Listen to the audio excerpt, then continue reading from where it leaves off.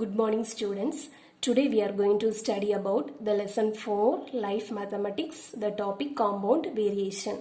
First let us recall what is direct variation and inverse variation. First let us see direct variation. If one quantity increases and the other quantity also increases is said to be direct variation, that is both are in same direction.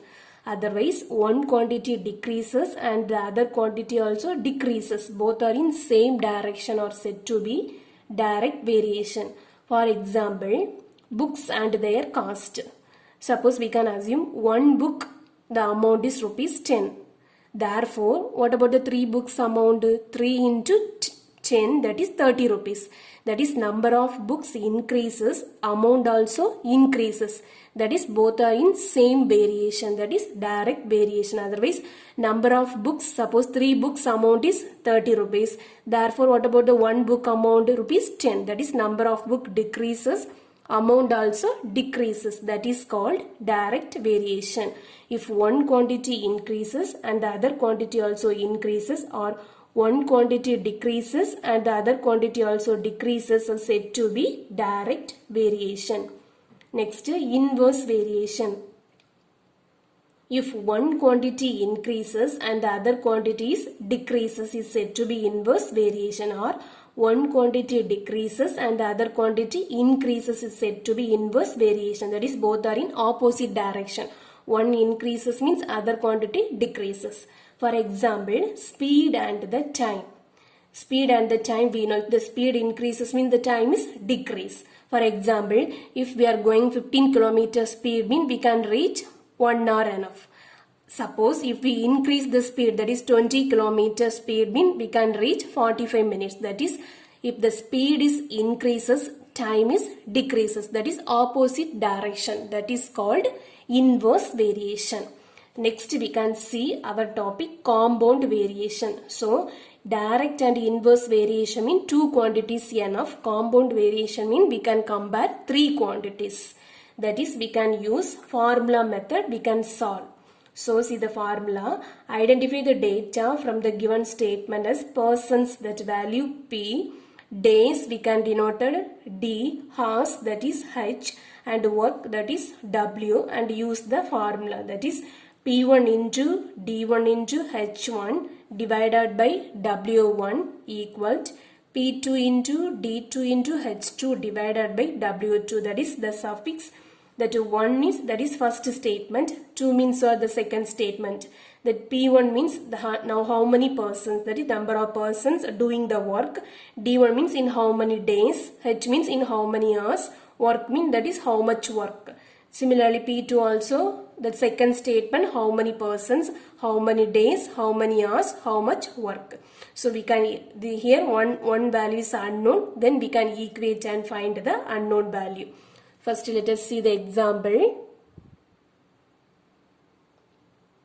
Example 6.19. If a company pays rupees 6 lakh for 15 workers for 20 days, how much would it need to pay for 5 workers for 12 days? So here first we can read the statement, 2 statements. First statement, if a company pays rupees 6 lakhs, how much amount? 6 lakhs. For how many workers? 15 workers. For how many days? 20 days. So this is the first statement. Then how much would it need to? This is the second statement. Then how much? The amount value we need to find out. How much would it need to pay for 5 workers? So first 15 workers 20 days. Here 5 workers 12 days means how much amount? So first we can identify the variables. What are the variable? Persons, days and the work. So we can write here persons, then days, then here work. So first identify, if a company pays rupees 6 lakh for 15 workers. So how many persons? 15 persons. How many days? 20 days. How much amount? 6 lakhs. That is work. Then how much would it need to pay? That is an unknown value, we can assume as X. Then how many workers? 5 workers. So the number of workers 5. How many days? 12 days. So first we can put one table, persons, days and work. So first line 15 persons, 12 days, rupees 6 lakh, then 5 persons 12 days, then how much amount? So now we can use here first statement, this everything, that is P1, D1, here W1. Then here we can assume P2, then D2, then here W2. Horse value is not given. So now we can write the formula. Using the formula,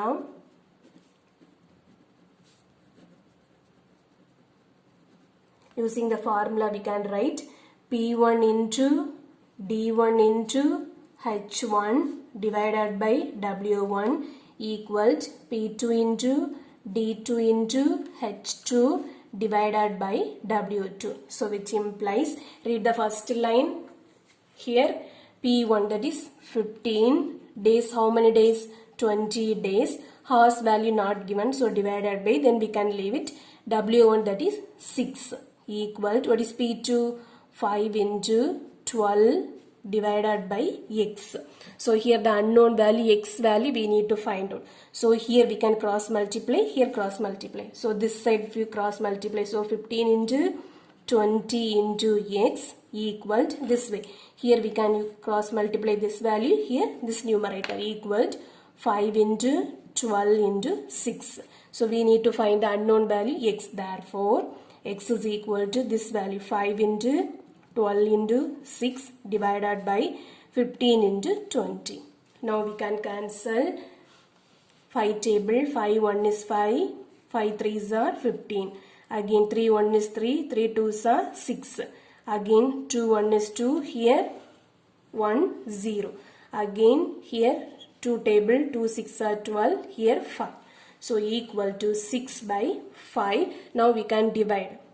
Here 5, here 6. 5 1 is 5, here remaining 1, then put the dot, add 0, 5 2s are 10. So it is the answer 1.2. Therefore we can write how much would it pay. Therefore we need to pay